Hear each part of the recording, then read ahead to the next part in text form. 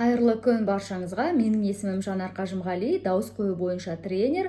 Бұл сабақты беріп келе жатқаныма 2 жылдың көлемі болды, бірақ Instagram парақшасын жүргізіп, ондағы дубляж жасап, және де түрлі дауысқа байланысты жаттығулармен бөлісіп отырамын. Ал YouTube парақшасын енді дамытуға, енді бір жүргізуге мінекей әрекет етіп, қолыма алып жатқан жайым бар. Қолдап жіберіңіздер, жазып отырыңыздар пікірлеріңізді, өздеріңіздің сұрақтарыңызды қоя отырыңыздар. Сіздің даусыңыз сізге ұнайды ма? Жалпы адамның дауысы бұл табиғи дауыспен және жасанды дауыс болып екіге бөлінеді. Жай ғана бұл музыкалық мамандық жайында емес, бұл кәдімгі дауысқа байланысты айтылған пікір.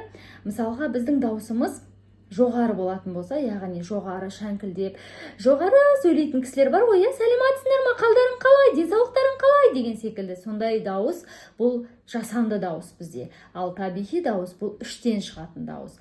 Көбінесе бізде жасанды дауыс көбейіп кеткен. Себебі әйел адамдардың көбісі біз эмоционалды түрде эмоцияға беріліп кеткендіктен дауысымыз жоғары көтеріліп кетеді. Содан кейін көбінесе осындай дауысы жоғары адамдармен сөйлесуге, сырласуға, оншада бір зауқымыз бармай жатады. Себебі ондай дауыстан адам шаршап кетеді.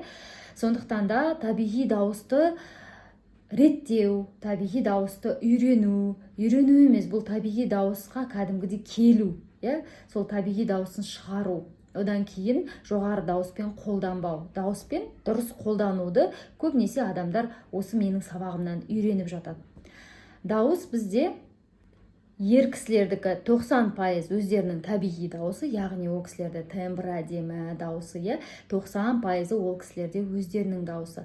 Ал 10% ол дегеніміз жаңағы ер кісілердің әйелге ұқсайтын дауысы бар ғой. Мысалға сіз жаңағыда ұялы байланыспен сөйлесіп тұрғаныңызда әйел кісімен сөйлесіп тұр екенмін деп ойлайсыз, ал бірақ шынында келгенде ол кісі ер кісі болып шығады. Дәл сол бір 10% ер кісіге жататын бұл дауыс әйелдің дауысына келетін жоғары дауыс. Ал әйел кісілердің дауысы 90%-ға жаңағындай жасанды дауыс екен.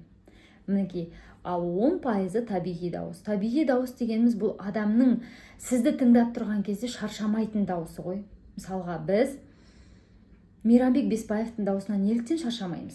Неліктен біз ол кісінің өлеңін күні түні тыңдай аламыз? Болмаса Қайрат Нұртас, болмаса тағы да кім?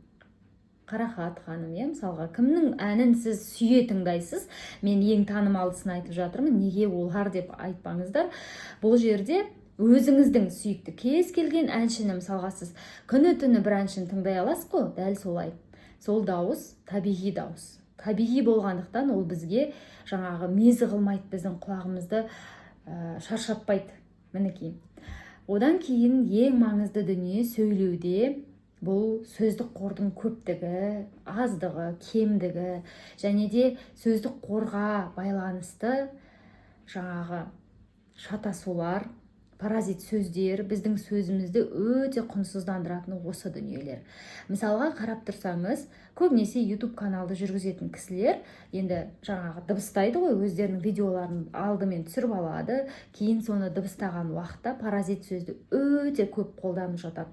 Мен бір видеоны көрген едім, сол видеоны қайта таба алмай қалдым. Негізі сол видеоны қайта салуым керек еді. Енді мынадай ғой, мысалға сөйлеп тұрған кезде жаңағы қантты аламыз, сосын майды саламыз, сосын тағы да холодильниктеріңізде не бар, мұның бәрі мінекей. Өзге тілді қосып сөйлесеңіз де адамның миы шаршап кетеді. Паразит сөз дегеніміз мінекей осы. Паразит сөзді қолданбауда да әртүрлі техникалар бар. Онымен де жұмыс істеу өте бір үлкен жұмыс. Яғни біз одан арылуымыз керек. Паразит сөздерден арылған уақытыңызда сіздің сөзіңіз әсем, ойыңыз жинақы, шашыраңқы емес. Ең алдымен біз әр затты өз атауымен атаған кезімізде ғана паразит сөзден арыламыз. Ал паразит сөзді қолданбаудағы ең маңызды дүние бұл әр затты өзінің атымен атау. Мысалға біз бір затты алғымыз келіп тұрса, ол заттың қандай екенін алдымен есімізге түсіріп алуымыз керек. Болады кей жағдайда, мысалға біз атын есімізге түсіре алмай қоямыз. Мысалға мынау бізге осы бір бөтелке керек болып тұр, ананы алып берші дейміз біз. Ананы алып берші, анау ше. анау жасыл деп түсін әйтеуір есімізге түсіруіміз мүмкін, бірақ сол бөтелкені, суды алып бер деп айту тіліміздің ұшына келмей қалып жатады. Мінекей, паразит сөз осыдан басталады. Сондықтан да әр затты өзінің атымен атап үйренейік. Сіздермен бірге болған мен, Жанар Қажымғали. Парақшама жазылып, пайдалы болса, достарыңызбен бөлісіңіз, сақтап алыңыз және де пікірлеріңізді білдіре отырыңыздар.